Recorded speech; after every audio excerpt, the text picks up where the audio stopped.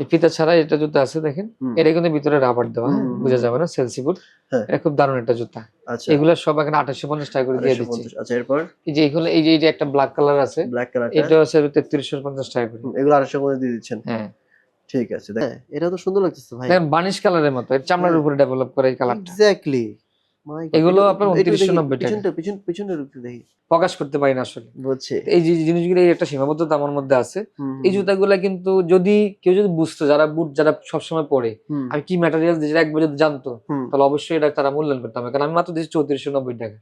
এই জুতাটা যদি কোনো একটা ভালো লেভেলের একটা ব্র্যান্ড তোলে বাংলাদেশে, তারা কখনো এটা 12,000 টাকা নিচে দিতে পারবে না, দিবেও না। মানে 12,000 টাকা নিচে এটা দিবে না, দিবেই সেটা আপনি তারা। দিয়েছেন 3400। হ্যাঁ, 1490 টাকা করে সোলটা। আচ্ছা, আচ্ছা, একদম লাইট ওয়েট, এবং এখানে এমন ভাবে সেলাই করা আছে বোঝা যাচ্ছে না, এবং ফ্যাশন দেওয়া আছে।